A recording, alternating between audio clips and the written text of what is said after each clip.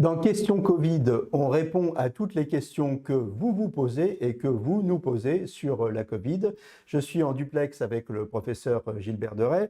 Gilbert Deray, bonjour. Pfizer vient d'annoncer 90% d'efficacité sur son vaccin. Qu'est-ce que ça veut dire 90% de taux d'efficacité? Alors, je vais vous l'expliquer, puis après, on mettra un petit bémol de prudence, hein. Il s'agit donc d'un des nombreux vaccins sont encore au développement. Plus de 40 000 personnes ont été inscrites dans cet essai. Une partie donc, a reçu le vaccin en 2 injections et une autre partie le placebo. C'est intéressant parce que c'est un essai qui est en double aveugle. On ne sait pas, au départ en tout cas, qui a reçu quoi. Puis après, on regarde lesquels développent la maladie. J'ai bien dit la maladie. Donc, on ne recherche pas juste des anticorps là, hein. On recherche qui va développer la COVID-19.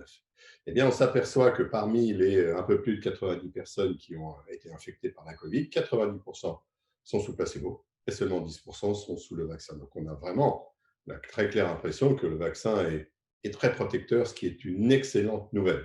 Alors maintenant, attention. D'abord, c'est une communication qui est financière. Nous n'avons pas vu les données, elles ne sont pas publiées, elles n'ont pas été vérifiées.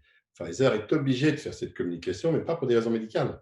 Parce que les marchés financiers lui obligent de faire cette communication, car vous imaginez que ça a de gros impacts sur l'aspect financier. Et puis maintenant, il faut qu'on ait la vérification des données, les données de sécurité, savoir si le vaccin tient dans le temps en termes d'immunité, si les plus fragiles sont également protégés ou pas protégés. Donc, on a un certain nombre de données que maintenant il faut vérifier, mais c'est une bonne nouvelle. En règle générale, le taux d'efficacité d'un vaccin, qu'est-ce que c'est? Ben, on a dit que si on avait 50-60%, c'était déjà bien. Je vous laisse imaginer 90%, c'est magnifique. Donc voilà, une bonne nouvelle, mais à suivre.